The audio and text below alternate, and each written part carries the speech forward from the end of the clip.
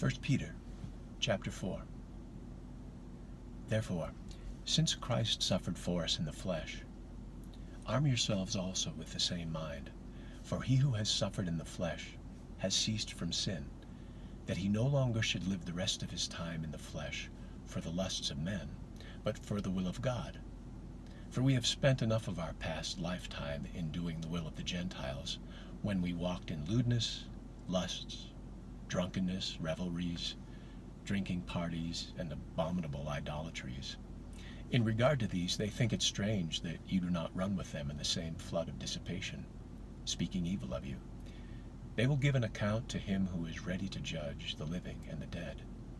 For this reason, the gospel was preached also to those who are dead, that they might be judged according to men in the flesh, but live according to God in the Spirit. But the end of all things is at hand.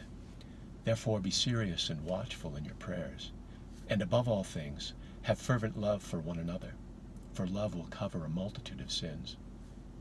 Be hospitable to one another without grumbling.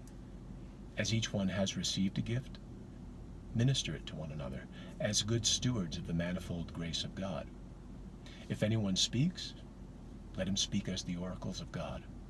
If anyone ministers, let him do it as with the ability which God supplies, that in all things God may be glorified through Jesus Christ, to whom belong the glory and the dominion forever and ever. Amen. Beloved, do not think it strange concerning the fiery trial which is to try you, as though some strange thing happened to you. But rejoice to the extent that you partake of Christ's sufferings, that when his glory is revealed, you may also be glad with exceeding joy. If you are reproached for the name of Christ, blessed are you, for the Spirit of glory and of God rests upon you. On their part he is blasphemed, but on your part he is glorified.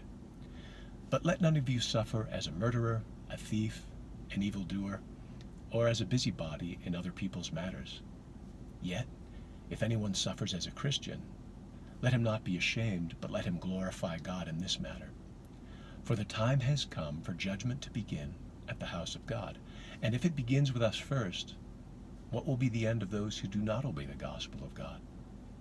Now if the righteous one is scarcely saved, where will the ungodly and the sinner appear?